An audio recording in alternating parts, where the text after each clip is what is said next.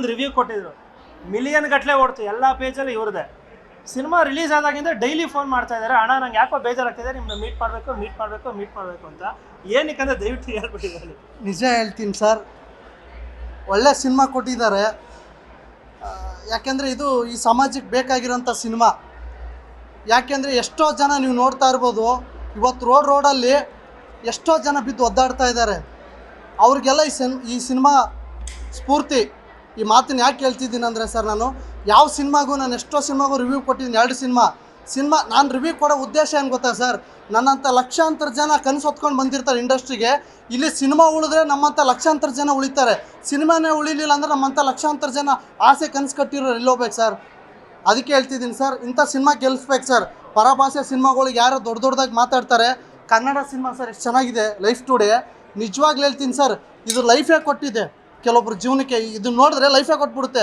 ಇದು life today cinema ಇದೆಯಲ್ಲ, ಎಷ್ಟೋ ಜನ ಲವ್ ಬ್ರೇಕಪ್ ಆಗಿರೋರಿಗೆ ಲೈಫ್ ಕೊಟ್ಬಿಡುತ್ತೆ. ಒಂದು ಉದಾಹರಣೆ ಯಾಕೆ ಈ ಮಾತು ಹೇಳ್ತಾ ಇದ್ದೀನಿ ಅಂದರೆ ಸರ್, ಸುಮಾರು ಜನ ಬೇರೆ ಸಿನಿಮಾಗಳು ಮಾಡ್ತಾರೆ, ಲವ್ ಸ್ಟೋರಿ ಅದು ಇದು, ಲಾಸ್ಟಲ್ಲಿ ಒಂದಾಗ್ಬಿಡ್ತಾರೆ. ಆದರೆ ಸಿನಿಮಾದಲ್ಲಿ ಹೆಂಗೆ ಬದುಕಬೇಕು, ಹೆಂಗಿರಬೇಕು, ಆಮೇಲೆ ಲವ್ ಎಲ್ಲರೂ ಮಾಡಿಬಿಡ್ತಾರೆ ಸರ್. ಲವ್ ಮಾಡ್ತಾರೆ, ಮೋಸ ಮಾಡ್ತಾರೆ, ಅದೆಲ್ಲ ಎಲ್ಲ ಸಿನಿಮಾಗಳಲ್ಲಿರುತ್ತೆ. ಈ ಸಿನಿಮಾದಲ್ಲಿ ಪಾಠ ಹೇಳ್ಕೊಡುತ್ತೆ. ಆಗಿನ ಕಾಲದ ಸಿನಿಮಾಗಳು ನೋಡಿ, ಎಷ್ಟೋ ಸಿನಿಮಾಗಳು ಉದಾಹರಣೆ ಇದೆ. ಸಿನಿಮಾ ಬಂದು 2 ನಿಮಿಷ ಎಲ್ಲ ಬೋರ್ ಆಗಿರುತ್ತೆ, ಬಂದು ಸಿನಿಮಾ ನೋಡಿದಾಗ ಮನುಷ್ಯ ಚೇಂಜಸ್ ಆಗಿ ಹೋಗ್ತಾನೆ ಸರ್. ಸಿನಿಮಾ ಬೇಜಾರಾದಾಗೆ ಸಿನಿಮಾ ಥಿಯೇಟ್ರಿಗೆ ಬಂದು ಜನ ನೋಡೋದು. ಈ ಸಿನಿಮಾ ಲೈಫ್ ಟುಡೇ ಇದೆಯಲ್ಲ, ಈ ಸಿನಿಮಾ ಬಂದು ನೋಡಿದಾಗ 100% ನಾನು ಮನಸಾಕ್ಷಿಯಾಗಿ ಹೇಳ್ತೀನಿ ಸರ್, ಬಂದು ಸಿನಿಮಾ ನೋಡಿದವರು ಲೈಫ್ ಚೇಂಜ್ ಆಗಿ ಹೋಗುತ್ತೆ. ಈ ಮಾತನ್ನು ಯಾಕೆ ಹೇಳ್ತಿದ್ದೀನಿ ಅಂದರೆ ಸರ್, ಎಷ್ಟೋ ಜನ ತಂದೆ ತಾಯಿಗಳು ಈ ದುಡ್ಡಿನ ಆಸೆಗೋಸ್ಕರ, ದುಡ್ಡಿನ ವ್ಯಾಮೋಹಗೋಸ್ಕರ ಮಕ್ಕಳನ್ನ ಎಂತೆಂಥವ್ರಿಗೋ ಕೊಟ್ಬಿಡ್ತಾರೆ. ಅದೊಂಥರ 4 ಗೋಡೆ ಮಧ್ಯೆ ಜೈಲಲ್ಲಿ ಕೂಡ ಹಾಕ್ದಂಗೆ ಮಕ್ಕಳನ್ನ. ಆದರೆ ಬಡವನ್ನ ಕೊಟ್ಟು ನೋಡಿ, ಒಬ್ಬ ರೈತನ ಮಗನ ಕೊಟ್ಟು ನೋಡಿ, ಒಬ್ಬ ಮಿಡಲ್ ಕ್ಲಾಸಿನ ಮಗನಿಗೆ ಕೊಟ್ಟು ನೋಡಿ, ಲೈಫೇ ಲೀಡ್ ಆಗಿರುತ್ತೆ. ಯಾಕೆ ಸರ್, ನೀವೇ ಲೈಫ್ ಲೀಡ್ ಮಾಡ್ಬೋದಲ್ಲ? ನಿಮ್ಮ ಹತ್ರ ಕೋಟಿ ಅಂತ ಗಂಟಲು ಆಸ್ತಿ ಇರುತ್ತೆ, ನಿಮ್ಗಿನ್ನ ಕೋಟಿ ಇರೋನು ನೋಡ್ತೀರ, ಅವನಿಗೊಂದು ಲೈಫ್ ಕೊಡ್ಬೋದಲ್ವಾ? ನಾನು ಹೇಳೋದು ಇಷ್ಟೇ ಸರ್, ನಿಮ್ಮ ಮಕ್ಕಳು ಲೈಫ್ ನೋಡೋದಕ್ಕಿಂತ ಮುಂಚೆ ನಿಮ್ಮ ಮಕ್ಕಳನ್ನ ಇಷ್ಟಪಟ್ಟಿರೋರ ಲೈಫನ್ನು ನೀವು ನೋಡ್ಬೇಕು ಸರ್. ಅವರು ಒಬ್ಬರು ತಂದೆ ಮಕ್ಕಳಾಗಿರ್ತಾರೆ, ಅವ್ರಿಗೊಂದು ಲೈಫ್ ಇರುತ್ತೆ. ಇವತ್ತು ಎಷ್ಟೋ ಜನ ಬಾರಲ್ಲಿ ಕೂತ್ಕೊಂಡು ಸಾಯ್ತಿರ್ತಾರೆ ಸರ್. ಈ ಸಿನಿಮಾಗೆ ದೇವರಾಣಿಗೆ ಹೇಳ್ತಿದ್ದೀನಿ ಸರ್, ಕೈ ಮುರಿದು ಎಲ್ಲ ಕನ್ನಡಿಗರಿಗೆ ಹೇಳ್ತೀನಿ, ನಾನು ನಿಜವಾಗ್ಲೂ ಹೇಳ್ತಿದ್ದೀನಿ, ಸಿನಿಮಾ ತುಂಬ ಚೆನ್ನಾಗಿದೆ. ಎಲ್ಲ ಕಡೆ ನೀವು ಪ್ರಮೋಟ್ ಮಾಡಬೇಕು. ನಿಜವಾಗ್ಲೂ ಹೇಳ್ತಿದ್ದೀನಿ, ನಿಜ. ಈ ಸಿನಿಮಾ ಏನಾದರೂ ಚೆನ್ನಾಗಿಲ್ಲ ಅಂತ ಹೇಳಿದ್ರೆ ಓಪನ್ ಸ್ಟೇಟ್ಮೆಂಟ್ ಕೊಡ್ತೀನಿ ಸರ್.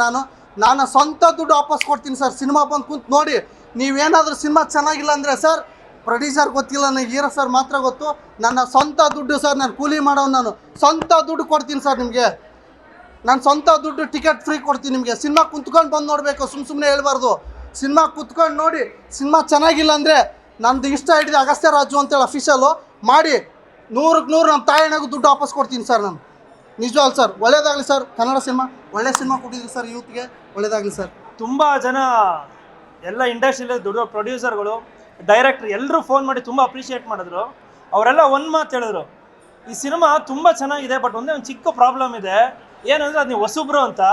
ಅವ್ರು ಡೈರೆಕ್ಟಾಗಿ ಆ ಸ್ಟಾರ್ ಹೆಸರು ಹೇಳಿದ್ರು. ಇದೇ ಫಿಲಮು ಗಣೇಶ್ ಅವ್ರಿಗೆ ಹೋಗಿದ್ರೆ ಇನ್ನೊಂದು ಮುಂಗಾರು ಮಳೆ ಆಗಿರೋದು. ಒಬ್ಬ ಒಳ್ಳೆ ದೊಡ್ಡ ಪ್ರೊಡ್ಯೂಸರ್. ಸೊ ದಯವಿಟ್ಟು ಹೊಸಬ್ರು ಸಿನಿಮಾ ಅಂತ ಕಡೆಗಣಿಸ್ಬೇಡಿ. ದಯವಿಟ್ಟು ಒಂದ್ಸರಿ ಥಿಯೇಟ್ರಿಗೆ ಬಂದು ಸಿನಿಮಾ ಏನು ಅಂತ ನೋಡಿ. ನಿಮ್ಗೆಲ್ರಿಗೂ ಕಾಡ ಅಂತ cinema. Thank you so much.